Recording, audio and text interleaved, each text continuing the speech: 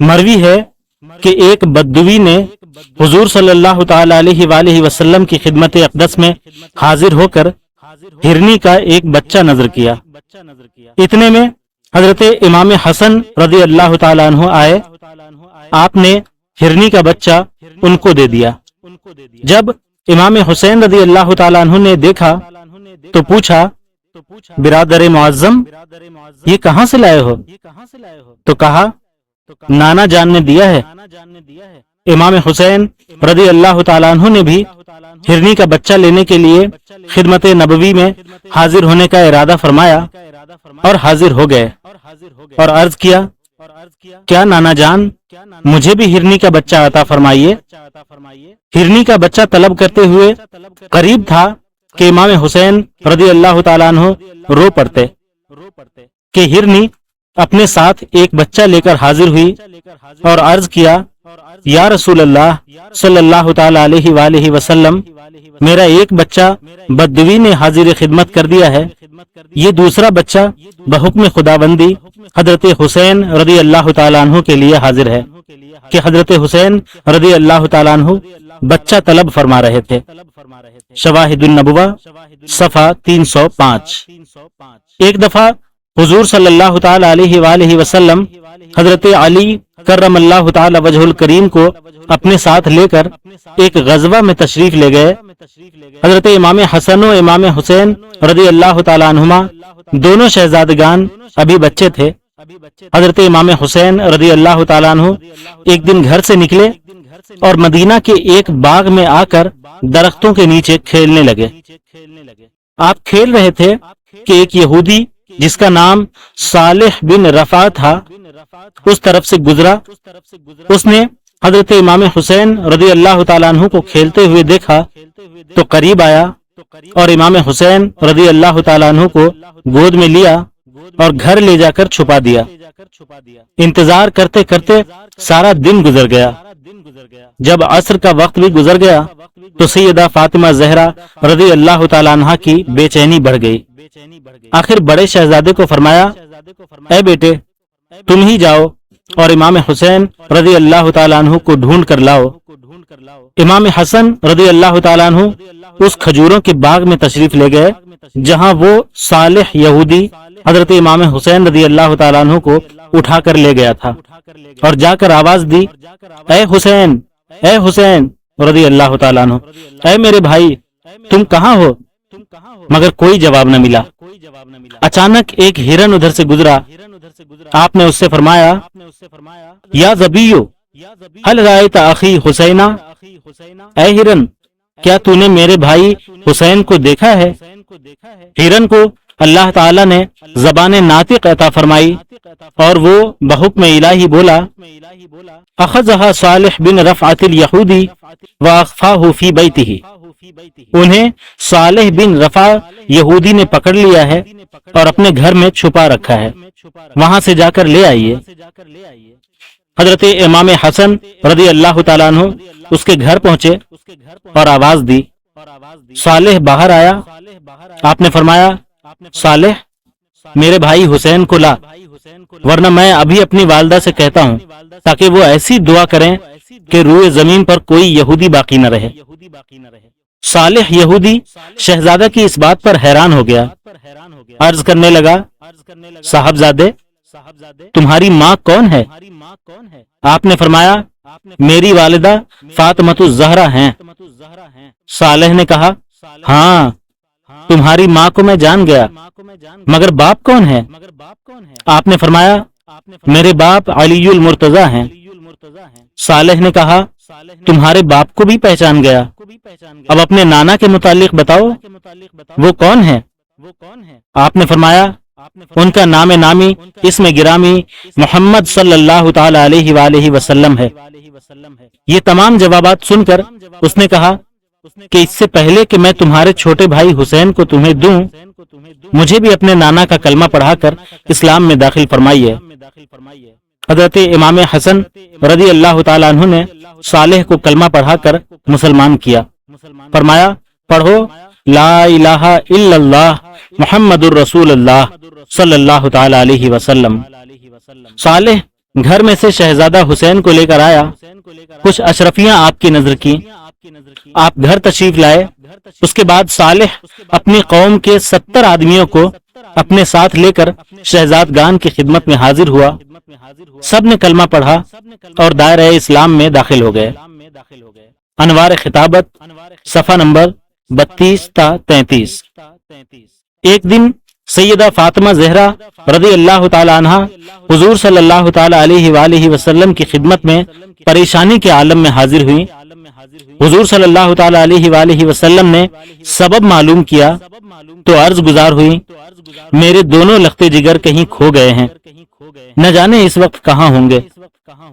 اسی اثناء میں حضرت جبرائیل علیہ الصلوۃ والسلام آئے اور کہا، دونوں شہزادے فلاں مقام پر سو رہے ہیں اور وقد وکل بہما ملک یحفظہما، اور اللہ تعالیٰ نے ان کی حفاظت کے لیے ایک فرشتہ مقرر فرما دیا ہے جو ان کی حفاظت کر رہا ہے۔ نبی کریم صلی اللہ تعالی علیہ وآلہ وسلم وہاں پہنچے تو دیکھا قد جعل الملک احد جناحیہ تحتہما الآخر فوقہما، اللہ تعالیٰ کے ایک فرشتے نے ایک پر ان کے نیچے بچھایا ہوا ہے اور ایک پر ان کے اوپر رکھا ہوا ہے تاکہ دونوں شہزادے آرام فرمائے۔ حضور صلی اللہ تعالی علیہ وآلہ وسلم نے ایک کو دائیں اور دوسرے کو بائیں کندھے پر اٹھایا اور چل دیے۔ سرے راہ حضرت ابو بکر صدیق رضی اللہ تعالی عنہ ملے، عرض کیا، یا رسول اللہ صلی اللہ تعالی علیہ وآلہ وسلم، ایک صاحبزادہ مجھے دے دیجئے۔ آپ مسکرائے اور فرمایا، نعم المتاع مطیہما، ان کے لیے سواری دیکھیے کتنی عمدہ ہے، اور وَنِعْمَ الرَّاكِبَانِهُمَا، یہ دو سوار کتنے اچھے ہیں۔ نزہۃ المجالس جلد 2 صفحہ 420، مرجع البحرین صفحہ 73 تا 74، آل رسول جلد 2 صفحہ 132 تا 133۔ حضرت اسامہ بن زید رضی اللہ تعالی عنہ سے روایت ہے، انہوں نے فرمایا، ترکت النبی ذات لیلۃ فی بعض الحاجۃ فخرج النبی صلی اللہ تعالی علیہ وسلم وهو مشتمل على شیء لا ادری ما هو فلما فرغت من حاجتی قلت ما هذا الذي انت مشتمل علیہ فکشفه فإذا الحسن والحسین على ورکبه فقال هذان ابناي وابن ابنتی اللهم انی احبهما فاحبهما واحب من يحبهما۔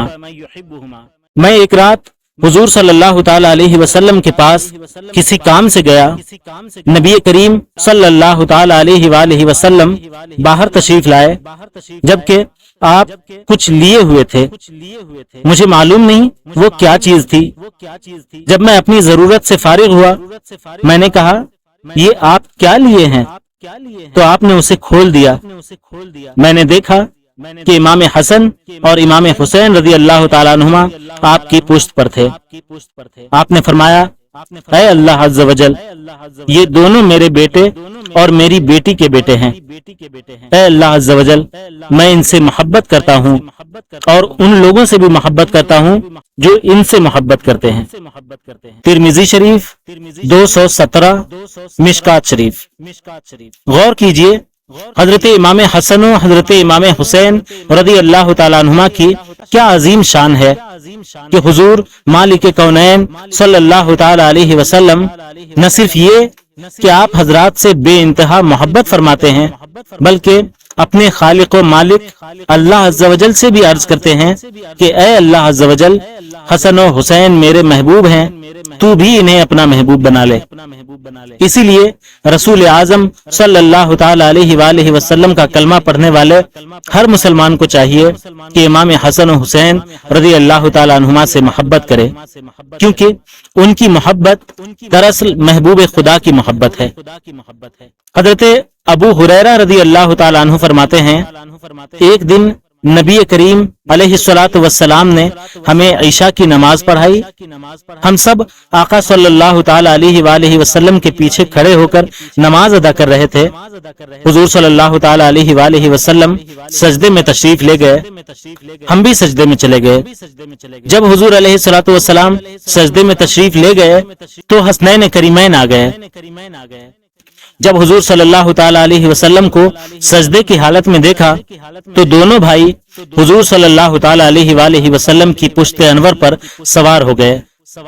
حسنین کریمین یہ پہلی مرتبہ حضور صلی اللہ تعالی علیہ وآلہ وسلم کے کندھوں پر نماز کی حالت میں سوار نہیں ہوئے تھے، بلکہ جب کبھی مسجد نبوی میں تشریف لاتے، اپنے نانا جان کو نماز کی حالت میں دیکھتے تو چھلانگ مار کر پیارے نانا جان کے کندھوں پر سوار ہو جاتے۔ حضرت عبداللہ ابن مسعود رضی اللہ تعالی عنہ فرماتے ہیں، کان یصلی الحسن والحسین یلعبان ویقعدان علی ظہرہ۔ جب نبی کریم علیہ الصلوۃ والسلام نماز پڑھتے تو امام حسن و امام حسین رضی اللہ تعالی عنہما کھیلتے کھیلتے سرکار کی پشت انور پر سوار ہو جاتے۔ حضور علیہ الصلوۃ والسلام کے صحابہ کو یہ بات ناگوار گزرتی کہ سرکار صلی اللہ تعالی علیہ وآلہ وسلم نماز میں ہیں، اللہ تعالیٰ کی عبادت کر رہے ہیں اور شہزادے پشت انور پر سوار ہیں، کہیں اللہ تعالیٰ کے حبیب علیہ الصلوۃ والسلام کی نماز میں خلل نہ آ جائے تو وہ منع کرنا شروع کر دیتے۔ جب حضور صلی اللہ تعالی علیہ وآلہ وسلم نماز سے فارغ ہوتے تو آقا صلی اللہ تعالی علیہ وآلہ وسلم صحابہ کرام کو فرماتے، دعوہما، ان دونوں کو چھوڑ دو، یہ جو کرتے ہیں کرنے دو، یہ جیسے کھیلتے ہیں کھیلنے دو، یہ جیسے پھرتے ہیں پھرنے دو۔ بیہقی شریف جلد 2 صفحہ 263، مسند امام احمد جلد 3 صفحہ 61، آل رسول جلد 2 صفحہ 109 تا 110۔ حضرت بریدہ رضی اللہ تعالیٰ عنہ سے روایت ہے، انہوں نے کہا، کان رسول اللہ یخطبنا اذ جاء الحسن والحسین علیہما قمیصان احمران یمیشان ویعثران فنزل رسول اللہ صلی اللہ تعالی علیہ وسلم من المنبر فحملهما ووضعهما بین یدیہ ثم قال صدق اللہ انما اموالکم واولادکم فتنہ نظرت الى هذین الصبیین یمشیان ویعثران فلم اصبر حتی قطعت حدیثی ورفعتہما۔ حضور صلی اللہ تعالی علیہ وآلہ وسلم ہم سے خطاب فرما رہے تھے کہ حضرت امام حسن اور امام حسین رضی اللہ تعالی عنہما گرتے پڑتے آ رہے تھے۔ حضور صلی اللہ تعالی علیہ وآلہ وسلم منبر سے نیچے تشریف لائے اور ان حضرات کو اٹھا کر اپنے سامنے بٹھا دیا، پھر ارشاد فرمایا، اللہ تعالی نے سچ فرمایا، تمہارے مال اور تمہاری اولاد میری آزمائش ہیں۔ میں نے ان دونوں بچوں کو دیکھا کہ گرتے پڑتے آ رہے ہیں تو میں برداشت نہ کر سکا، یہاں تک کہ میں نے اپنی گفتگو کو منقطع کر کے انہیں اٹھا لیا۔ ابو داؤد شریف، ترمذی شریف۔